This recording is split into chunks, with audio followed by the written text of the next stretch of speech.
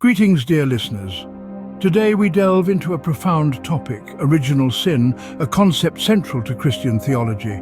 This term may sound ominous, perhaps even a little archaic to some, but it's a concept that's been woven into the fabric of Christian belief for centuries. So, what exactly is original sin? In the broadest sense, original sin refers to the fallen state of human nature. It's the idea that we, as humans, have inherited a state of sin from our first parents, Adam and Eve. This isn't about a specific wrongdoing we've committed, no. It's about a condition, a state of being that affects us all. But why Adam and Eve? Well, the story goes that they were the first humans living in perfect harmony with God in the Garden of Eden. However, succumbing to temptation, they disobeyed God's command not to eat from the tree of knowledge of good and evil. This act of disobedience, this original sin, shattered their perfect relationship with God. Now, you might be thinking, that seems a bit harsh.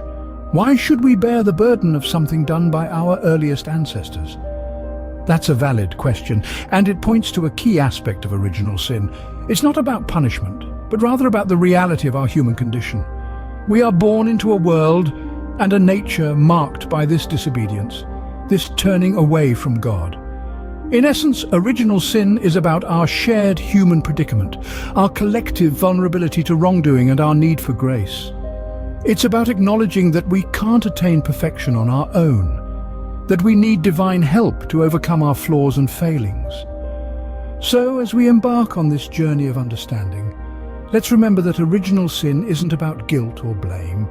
It's about recognizing our human limitations and our need for God's grace. As we journey further, we will explore the biblical basis of this concept. The roots of original sin lie deep in the scriptures, primarily in Genesis 3 and Romans 5:12-21. Let's start with Genesis 3, the story of Adam and Eve. This tale, familiar to many, paints a vivid picture of humanity's first disobedience to God. In the lush paradise of the Garden of Eden, God gives Adam and Eve one command. You may surely eat of every tree of the garden, but of the tree of the knowledge of good and evil you shall not eat. Yet, enticed by the serpent's promise of wisdom, Eve and subsequently Adam defy God's command and eat the forbidden fruit. This act of disobedience, often referred to as the fall, is integral to our understanding of original sin. It signifies the moment when sin first entered the world, staining the purity of human nature. This stain, this original sin, is inherited by all of humanity, a legacy from our first parents. But the story doesn't end there. We find another crucial piece of the puzzle in Romans 5:12-21. Here the Apostle Paul sheds further light on the concept of original sin, stating, "Therefore, just as sin came into the world through one man and death through sin, and so death spread to all men because all sinned." Paul's words underscore the universal impact of Adam's transgression. Sin, and the death it brings, did not remain confined to the Garden of Eden. Instead, it spread to all of humanity, tainting our very nature. In essence, Paul confirms the Genesis account, reinforcing the idea that all humans, by virtue of being descendants of Adam, inherit his sin. This is a somber thought indeed, yet it's important to remember that Paul's message is not one of despair but of hope. He contrasts the sin of Adam with the righteousness of Christ, emphasizing that just as sin entered the world through one man, so too does salvation come through one man, Jesus Christ. Paul writes, "For if, by the trespass of the one man, death reigned through that one man, how much more will those who receive God's abundant provision of grace and of the gift of righteousness reign in life through the one man, Jesus Christ?" This passage reminds us that while we may bear the stain of original sin, we are not without hope. Through God's grace and the sacrifice of Christ, we can overcome our fallen nature. In conclusion, Genesis 3 and Romans 5:12-21 provide the scriptural bedrock for the doctrine of original sin. They illustrate how sin entered the world through disobedience and how this original sin has been passed down to all of humanity. Yet they also offer a message of hope, reminding us of the promise of salvation through Christ. With this understanding, we can now delve into the theological implications of original sin. Original sin, as we've learned, has profound implications on our nature and our relationship with God. It's like an inherited spiritual ailment that affects every aspect of our lives. Yet how exactly does this manifest? Let's delve a bit deeper. First, let's talk about concupiscence. Fancy word, isn't it? It simply refers to this inherent inclination we have towards wrongdoing, or, in theological terms, sinning. It's like a stubborn stain on our souls, a spiritual inertia that pulls us away from the path of virtue and towards the road of vice. It's not a sin per se, but it sure makes resisting temptation a lot harder. But don't lose heart just yet. Here's where the beauty of God's grace enters the picture. In the face of our weakened state, God's grace stands as our only means of salvation.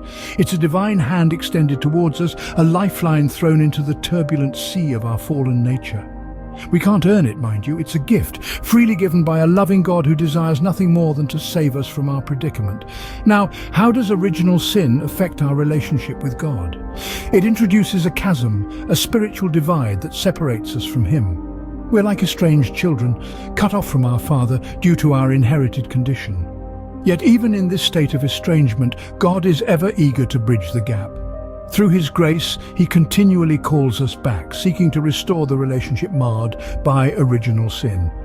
In essence, original sin paints a picture of humanity's desperate need for divine intervention. It underscores our reliance on God's grace for salvation and highlights the ongoing battle against our own sinful inclinations. It's a sobering reminder of our fallen state, but also a beacon of hope pointing towards God's unfailing love and mercy.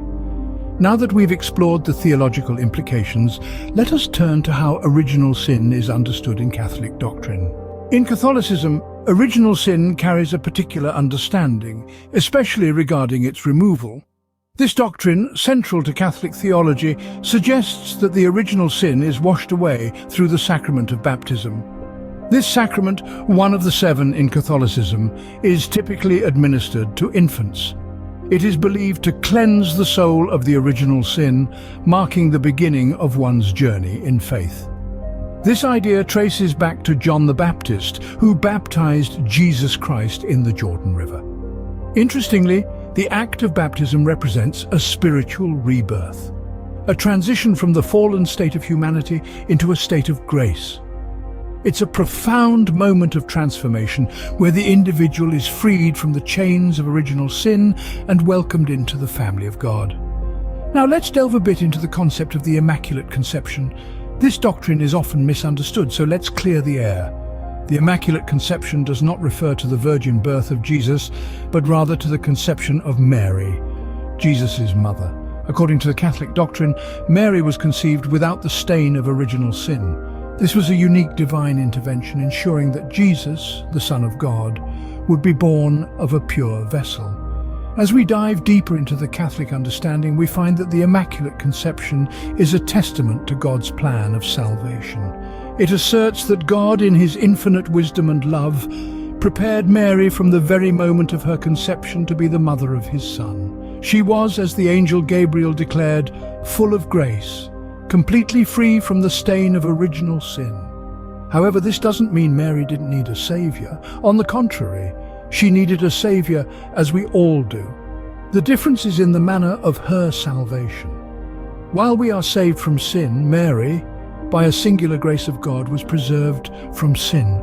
It's like being saved from falling into a pit versus being caught before you even fall. The end result is the same, salvation. But the mode of deliverance is different. This understanding of original sin and its removal through baptism, as well as the Immaculate Conception, are unique to Catholic doctrine. They underscore the Catholic belief in the power of God's grace and the transformative potential of faith.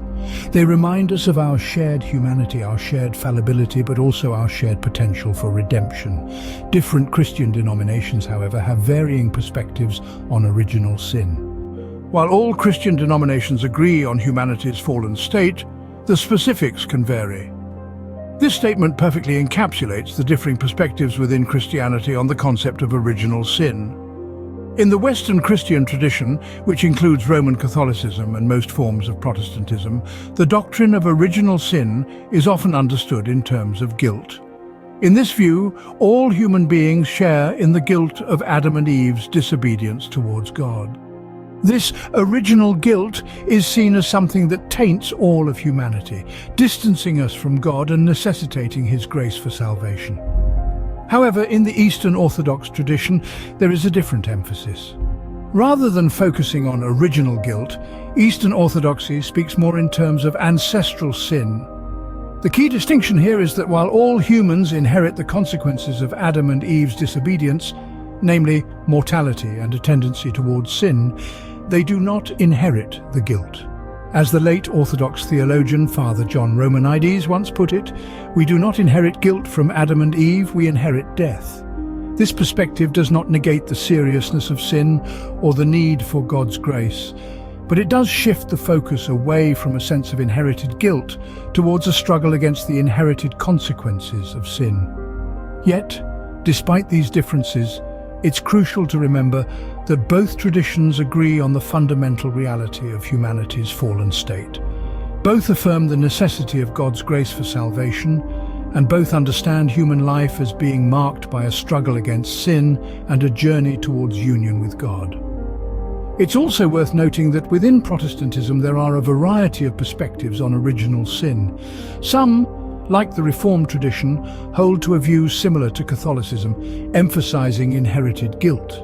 Others, like the Methodists, focus more on inherited corruption and the need for divine grace to restore humanity's moral ability. To quote the Methodist theologian John Wesley, "The grace or love of God, whence cometh our salvation, is free in all and free for all." This statement reflects a belief in the universal availability of God's saving grace, a belief that stands in contrast to some other Protestant perspectives. In the end, it's clear that the concept of original sin is complex and multifaceted, reflecting the richness and diversity of Christian thought. Whether it's understood in terms of inherited guilt, ancestral sin, or inherited corruption, this doctrine has played a central role in shaping Christian understandings of human nature, sin, and salvation. The concept of original sin, as we have seen, is complex and multifaceted. It has shaped and continues to shape our understanding of human nature and our relationship with God. Our journey through the concept of original sin has been enlightening. We've delved into the depths of this profound doctrine, uncovering its roots and exploring its implications. We began by defining original sin and its place within Christian theology. We understood it as the fallen state of human nature, a spiritual inheritance from Adam and Eve, who were our first parents and who disobeyed God in the Garden of Eden.